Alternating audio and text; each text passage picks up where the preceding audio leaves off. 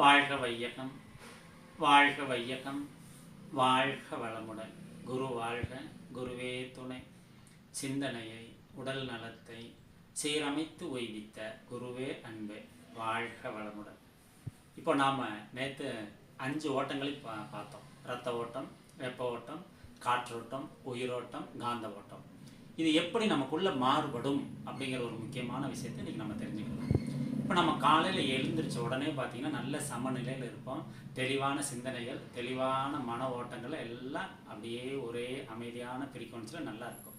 கொஞ்சம் நேரம் ஆக ஆக நம்ம அடுத்த வேலை, இந்த வேலை இருக்குது, இதை செய்யணும், இங்கே போகணும் அப்படின்னு எண்ணங்களுடைய சிந்தனையும் சேர்ந்து அதிகமாக கொஞ்சம் நார்மலாக இருந்த ஓட்டம், அந்த வேலையை செய்யணும், அடுத்த வேலை இருக்குது, 11 மணிக்கு இங்கே போகணும், 12 மணிக்கு வரணும், 1 மணிக்கு போகணுங்கிற எண்ணங்கள் குவிய அதுக்கு தகுந்த மாதிரி இந்த மன ஓட்டங்களெல்லாம் கொஞ்சம் கொஞ்சமாக அப்படியே கூட ஆரம்பிச்சிடும்.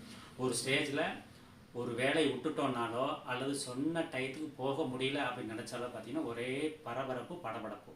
அப்போ என்ன நடக்குன்னு பார்த்தா ஒரே சீராக ஓடின இந்த 5 ஓட்டமும் வேகமாக ஓட ஆரம்பிக்கும். இப்போ இந்த 5 ஓட்டம் ஏன்னா மனசு ஒன்று நினச்சிச்சுன்னா அதுக்கு சப்போர்ட் பண்ணுறதுக்கு உடம்பு தன்னைத்தானே மாற்றிக்கும். அந்த எண்ணத்தை முடிக்கிறதுக்காக, அந்த இடத்துக்கு போகணுங்கிறதுக்காக வேகமாக ஓட ஆரம்பிச்சிடும். மனசோட ஃப்ரீக்வன்சி லெவல் எந்த அளவுக்கு கூடுதோ அதுக்கு ஈடாக அந்த 5 ஓட்டங்கள் ஓட ஆரம்பிச்சிடும். அப்போ 5 ஓட்டங்கள் ஓட ஆரம்பித்தா உள்ளே இருக்கிற ஒவ்வொரு உறுப்புகளுக்குமே இந்த ரத்த ஓட்டம், வெப்ப ஓட்டம், காற்றோட்டம், உயிரோட்டம், காந்த ஓட்டம், இந்த 5மே உள்ளே இருக்கிற உறுப்புகளுக்கு, செல்களுக்கு எல்லாமே பார்த்திங்கன்னா போதுமான எனர்ஜியை கொடுக்கறது அந்தந்த ஓட்டங்களில் கொடுக்கும். அப்போ வேகமாக ஓடும்போது என்ன ஆகும் அப்படின்னு பார்த்தீங்கன்னா உள்ளுறுப்புகளுக்கு ரத்தம், வெப்பம், காற்று, நாம் சொன்ன 5 ஓட்டங்களும் போதுமான அளவில் போகாது.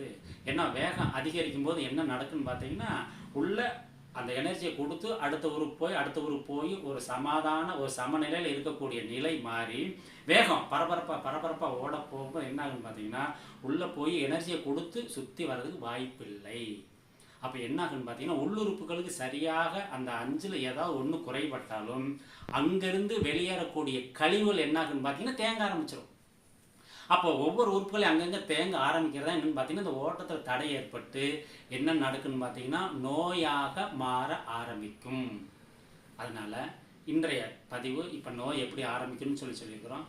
தொடர்ந்து இந்த 5 ஓட்டங்களை சீரமைக்கணும்னா உடற்பயிற்சி நம்ம வாழ்க்கையில் இன்றியமையாத ஒன்று.